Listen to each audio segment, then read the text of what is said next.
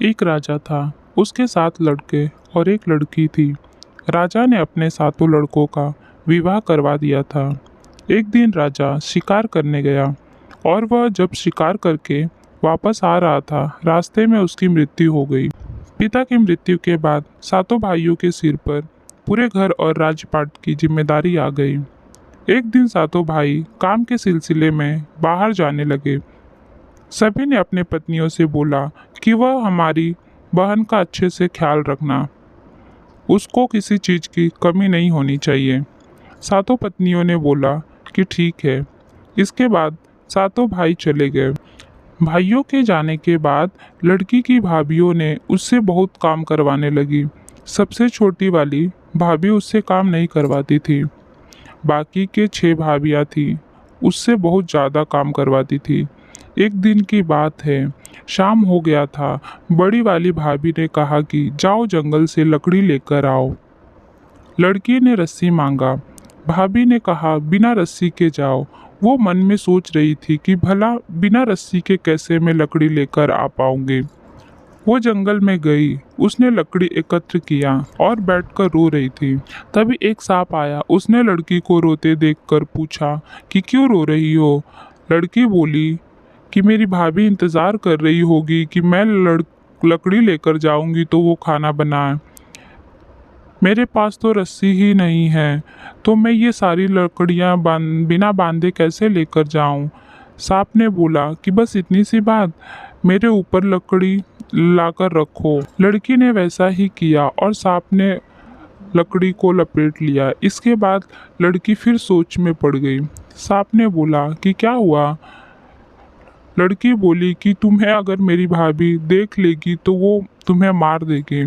सांप ने बोला कि चिंता मत करो, मुझे ले जाकर आंगन में रख देना, मैं नाली से निकल जाऊंगा। लड़की सांप की बात सुनकर खुश हो गई और अपने घर की तरफ निकल पड़ी। कुछ देर बाद लड़की घर आ गई। उसे घर जाने में रात हो गई थी। उसके देरी से आने की वजह से उसकी भाभी ने उसे खाना नहीं दिया। उसे बहुत मारा पीटा। लड़की बेचारी रोते रोते सो गई। फिर अगले दिन उसे एक चलनी दिया और बोली जाओ पानी लेकर आओ।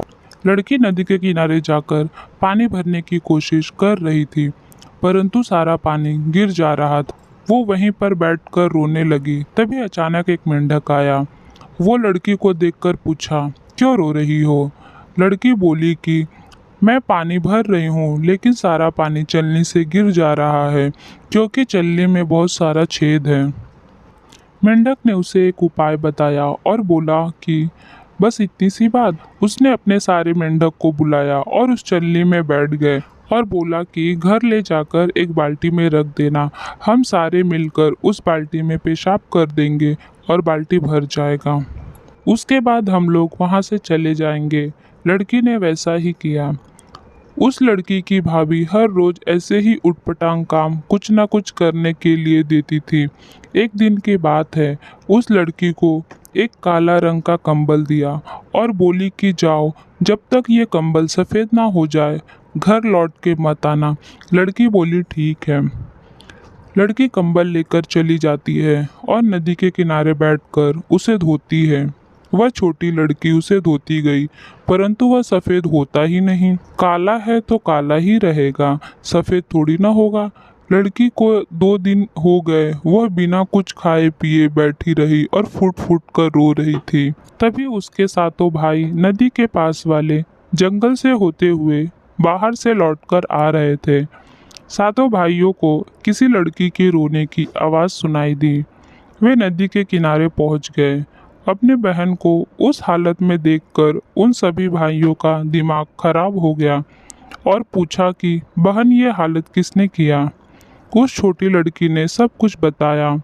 इसके बाद सातों भाइयों ने बहन को साथ लेकर घर गए और बहन को बाहर ही कहीं छुपा दिया और बोला कि जब तक हम में से कोई ना आए यहाँ से कहीं मत जाना। इसके बाद वो घर के अंदर चले जाते हैं। सारी पत्नियां अपने पति को देखकर इतनी खुश होती हैं कि पूछो मत। कोई पानी लेकर आती है तो कोई पंखे से हवा देती है। तभी एक भाई बोला कि मेरी प्यारी बहन कहाँ है, दिखाई नहीं दे रही है। तभी एक भाभी बोलती है कि यहीं पर खेल रही होगी। तुरंत दूसरी भाभी बोली, अभी दूध भात खाकर यहीं खेल रही थी। तभी एक पत्नी बोली कि आप लोग पहले खाना खाइए, वो आ जाएगी। एक भाई बाहर जाता है और अपने बहन को अंदर लेकर आ जाता है और अपनी पत्नी से पूछते हैं कि यही दूध भात खाई है, अगर खाई होती तो ये हालत नहीं रहती। मेरी बहन की क्या हालत हो गई है। सारी पत्नियां कुछ नहीं बोलती हैं। तब छोटी लड़की बोलती है कि सबसे छोटी वाली भाभी ने कुछ नहीं किया है, बाकी सभी भाभी ने बहुत सताया और काम कराया है। सारे भाइयों ने मिलकर अपनी पत्नियों को घर से बाहर निकाल दिया और सबसे छोटी वाली पत्नी रह गई। इसके बाद सारे मिलकर राजपाट चलाने लगे। इस कहानी से हमें क्या शिक्षा मिला? इस कहानी से हमें यह शिक्षा मिलती है, हमें दूसरों का कभी भी बुरा नहीं करना चाहिए।